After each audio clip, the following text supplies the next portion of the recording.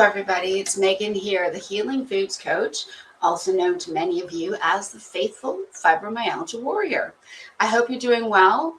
I am actually having a wonderful day so far. It is Thursday, August the 15th, here in Colchester, England. What you're seeing behind me is an image of Hilly Fields, which is just down the road from my house. I actually just finished walking the dogs through this section of the park, and there's far more to it, but you're actually looking at a little bit of the incredible nature that is luckily close to where I live.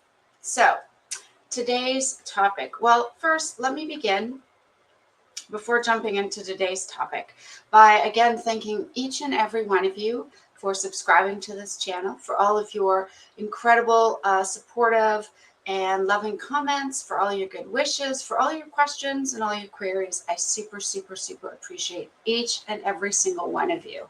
And if I've been able to help you in any way, whether it's just by encouraging you, whether it's maybe giving you a bit of hope for improved health, whether it's giving you a smile or a laugh, I'm glad to have done that.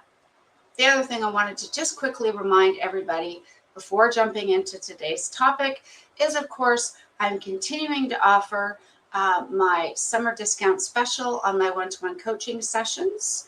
Please go ahead and hurry and book your sessions with me. I am starting to run out of space. But hate for you to miss out if that's something you're looking to do. The website info is down here at the bottom, but again, www.healingfoodscoach.com. And please go there, book a session if you're looking for one-to-one tailored specific coaching support. Right, so today's topic. First of all, I would say it's something that I was struggling with recently. That's why I'm sharing it.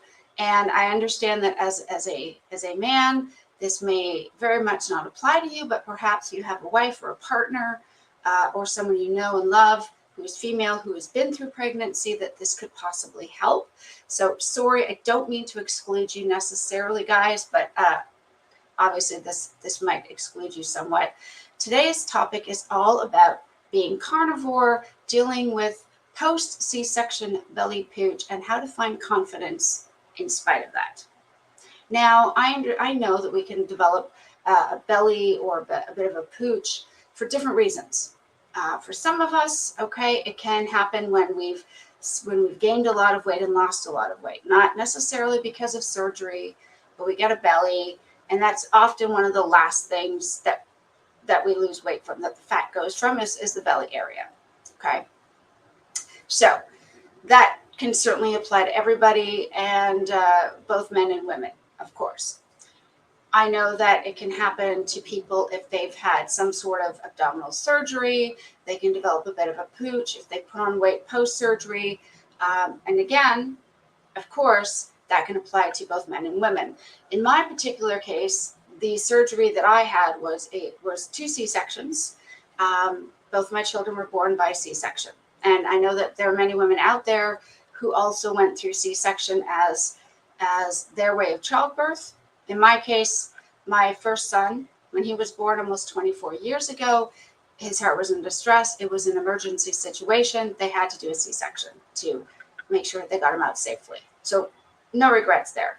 And with my second son, when he was born a few years later, he actually arrived 6 weeks early. But because we had issues with the first pregnancy, he was deemed a high risk pregnancy. We opted for an elected C-section. Now, luckily, when my younger son was born, the surgeon who performed, the OBGYN who performed the C-section, managed to make the incision pretty much over this almost the exact same place as when my older son was born. So I don't have two different C-section scars. And luckily for me, mine was the happy smile type of C-section. I didn't have to have the vertical one. Okay, that's a lot harder to deal with. Why am I mentioning this? Because I think it's almost particular, not to say that men can't struggle with feeling self-conscious about their belly areas, but for some reason, for me, at least from my perspective, that seems to be one of the single biggest struggles for me in my confidence as a woman. I may have carried extra weight in my buttocks or my thighs, but that never bothered me as much as what was around the belly area. Why? Because that's one of the hardest areas to tighten up and to try to flatten. And you know what? Once we've had kids, once our skin loses some of its elasticity, that becomes harder as we get older. Certainly, if we've been through pregnancy and childbirth, even more difficult. For those of us who are like me in our 50s, going through menopause, even more challenging. Not impossible, but definitely more difficult. And it has always been an area that I have been most self-conscious about, even long before I had children. Okay, I always sort of had a bit of a, as Bella would call it, Bella from the Steak and Butter Gal would say, a Buddha belly, a bit of a puffy belly. And in my case, before I had my kids, that was because I was constantly bloated. Okay, so my belly was distended. I was constantly bloated because of the high fiber nuts and seeds and things that I was always eating. One of the things that can lead towards having a bit of a belly or a pooch is if we've put on a lot of weight. And then if we lose it fairly quickly, we can be left with, of course, loose skin, which stretches quite easily. So if we get gassy or bloated, it can appear as though we've got this pooch that maybe isn't an actual pooch. It's stretched out loose skin. Now, in my case, that became to my detriment, unfortunately. Instead of just being grateful for God for the healing I've had, like I'm standing, I just literally came back 5 minutes ago from a 2-mile walk with my dogs. After 9 years in a wheelchair, I can walk 2 miles every morning, and then I'll usually walk another 2 to 4 miles throughout the day. That's almost 6 miles every single day. I never walked that much before my fibromyalgia and my back injury. And now I'm doing it with ease. You know, I know for a fact that my muscles are stronger and tighter. I can see it in my legs. I can see it in my arms. I can tell because I'm able to stand with a straight spine for more than 30 seconds. I can stand for quite a while now and it doesn't bother me. I can feel the strength and the toughness in my muscles throughout my body, you know, just by walking. And I can even see that I've been built, not just strengthening my overall muscles, but building a bit of muscle mass, a bit more muscle mass and firmness in my buttocks, in the front and back of my thighs, in the back of my calves. This is all positive on top of recovering from bulimia, getting on top of my depression, not struggling every single moment of every day with crippling anxiety. These are all incredible, incredible blessings that God has given me through following a carnivore diet. And yet I was allowing the fact that I had a bit of a belly pooch affect me. Now, I don't know if that's just a female thing or what. Or maybe it's because I was always so hyper conscious of my appearance coming out of an eating disorder for 30 plus years. Perhaps it's a combination of things. But to realize that I have strength and health and energy, and my body is actually now functioning the way God designed it to, and it's healing itself, surely that would be more than enough. However, I understand that even though we know that intellectually, it can be an emotionally difficult thing to go through. And here's what I mean. So for example, I now wear a UK size 10, which is equivalent to a US Canadian size 6. I don't think I've ever been that size. Maybe when I was 15. Okay. Well before children and all that sort of thing. And having my skin and my body change simply by having children. But other than that, as an adult, I've never been that small. And there are some times where I'll catch a glimpse of myself in the mirror and be like, wow, that's me. Wow, and how'd that happen? Well, easily. I nourished my body, and God allowed that nourishment to work with the body He formed to heal me. Our bodies are designed to heal ourselves, to look after ourselves, to function at optimal levels when we look after them, right? And yet, here I was, constantly with this bit of pooch, just right here. Okay, now I'm fully clothed. And if I'm in a 2-piece bathing suit, I'm out sitting in the backyard in the sun. Only very occasionally do we actually get to a beach or go somewhere to go swimming. So it's not like I need to suddenly look model fit for my people, for my public. That's not a thing. And my husband loves me and tells me I'm beautiful every day and cares about me and thinks I look great the way I am. And I believe him. And yet there's that little insecurity. And I honestly thought that all of this was belly fat. And what I've realized is it's not belly fat at all. It is loose skin that, because of the C-section, has nowhere to go. And what I only realized yesterday by looking this up, which is crazy, you'd think I would have looked into this sooner, but what I didn't understand is that when both of my C-section incisions were made, and of course they had to cut through the outer skin layers and then the fat level and then the abdominal muscles in order to get to the uterus to get both my children out. When they stitched me up and when those C-section deep tissue scars formed, not the scar on the skin layer, but the tissues formed underneath, they were anchored into my abdominal muscle tissue. In other words, they attached themselves just based on how they were cut through, how they were stitched back together. The scar tissue has attached itself and anchored itself into my abdominal muscles. What does that mean? That means that over the last 20 plus years, the scar tissue is now part of the abdominal muscle tissue. And there will probably always be a permanent shelf, like a little shelf. And I suddenly realized that if I was walking and doing my core strengthening exercises and trying to tighten up my abdominal muscles to improve my lower back pain and just my overall posture, if that's why I was doing things, that was great and I would keep doing it. But if I was only doing it because I thought somehow magically I might have an appearance of a six-pack abs, which I don't even need. For those who have them, fantastic. That's honestly good for you. I applaud you. I don't need them. I know my core muscles are strong. I know my abs are strong. I know that I'm healthy and I'm moving.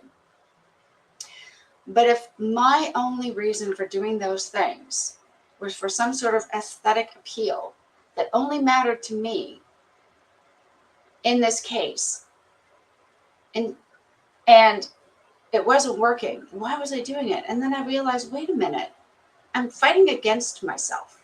Now, when I first went carnivore, I was carrying 100 pounds of excess weight. Okay, that's like over 50 stone. Apologies. That's about 50 kilos of excess weight on my body.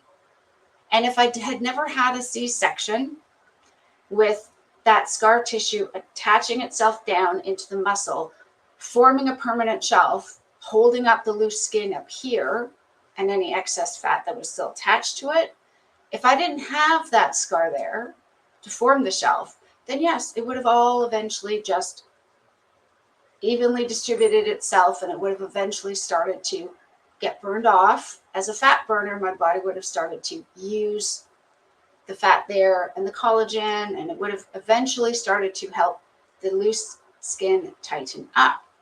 However, I do have a shelf there. And you know what? I am proud of that because I see it as a badge of honor of motherhood. And I don't regret it. Obviously, I do not regret my children whatsoever. I went through 2 difficult C-sections to have 2 wonderful children. I'm proud of that. And it's not the scar itself that is the issue. So what do? Well, when I went carnivore and I first lost that initial 100 pounds, and that happened over about 6 months. I didn't try to do it fast. It just happened quickly. That's just how it happened. And because I did that, of course, that helped reduce the size of the belly pooch because it was far larger before. Okay, I lost the excess weight I shouldn't have been carrying. It's gone. So the pooch is much smaller. And even since 2020, it is very slowly reduced. And I realize now that as I continue with carnivore, as I keep nourishing my body, as I continue to just get stronger and healthier, that it will probably continue to happen that way too. And the reason why I wanted to share that is because I had to come and accept the fact I may always have a little bit of a shelf there that may never go. And yet, for all of the other amazing benefits I've had through Carnivore, that one little cosmetic thing is so not worth it. Maybe one day, if I ever would have the money, because it's extremely expensive to get a tummy tuck. But honestly speaking, I'm in such amazing health right now, and I feel so positive that that will always perhaps be a slight area of not concern, of self-consciousness. And yet I realized I've been blessed so many ways with so many incredible things that it's not even worth it anymore. And so if you are struggling at all, I would say this: definitely keep going carnivore. If you're able to get movement, because it will take time, but you will probably find that at least your pooch will perhaps be less as you lose weight, as you get healthy, as your body starts to burn off its own stored fat and make use of the collagen and excess tissue to build itself and get stronger. You will probably find that if you do have a pooch, it will probably get at least a little bit smaller. It may never go away fully, okay? Without surgery, that is. And if you're like me and most of us, that's expensive and perhaps you can't afford it. But I would say, excuse me, that even if I have to live with that little bit of a shelf for a while, perhaps even forever, it doesn't negate the blessings I've had outside of that. And that's why I wanted to share this, because it was something that was really causing me, starting to cause me emotional distress. And I realized it's not worth it. I have so much amazing healing. I'm walking every day. I have energy every day. I feel great and healthy, and I want to get physically more active every day. That is amazing. That is miraculous. And so I don't feel great about this all the time. I suppose we all have something, and very, very slowly, almost so slowly, it's almost impossible to notice. But I do see that it is becoming a little bit less as the years go by. And so I'm hopeful that maybe a little bit more of it will start to, a little bit more of the excess skin will start to disappear as I continue to strengthen my core, strengthen my abs, build muscle mass. I suspect that's going to help. I know that doing fasting can be helpful because autophagy will help use up things like the excess skin, can easily be something that gets tightened up through autophagy, which is what happens when we do fasting. Now, I'm not opposed to it in theory, but just for me personally, coming out of an eating disorder background, I have to tread with caution. So I'm going to stick with what I do for now. I have gone entire days where I've really not had much at all to eat, maybe a little bit of butter and some water or decaf, and that's it. And that's my version of the fast. I cannot do a completely dry fast or even a water only fast. It has still too many triggers for me from an eating disorder perspective. But if you are not coming from a disordered background and you want to try it, it could be beneficial. It could be helpful. A lot of people swear by the benefits that they find by doing that.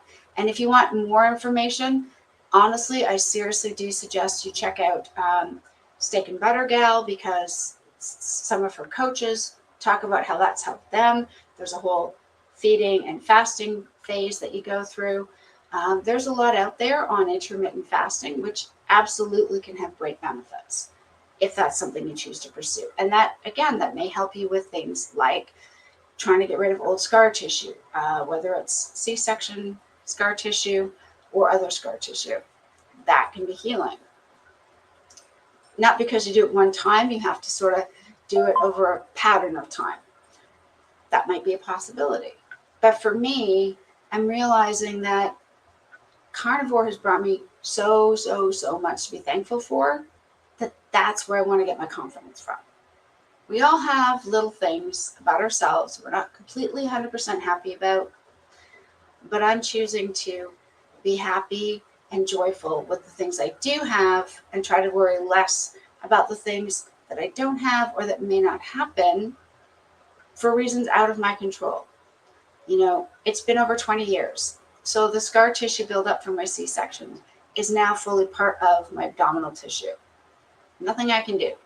I'm in no position to pay or go through a tummy tuck. And so, you know what? I will enjoy life and I will have confidence in all the other areas where I have been greatly blessed. I hope this is helpful to you guys in some way. Um, and you know what? Honestly, as I said earlier, Carnivore actually did help me reduce that push by quite a bit. So it does help. It may not get rid of it fully, but it can be helpful. So I really hope that you guys have an incredible day. Thank you so much for your support. I appreciate all your love and your encouragement. Have a great one, guys. I will be back with more content tomorrow, and I'll see you then. Bye for now. Oh, yeah.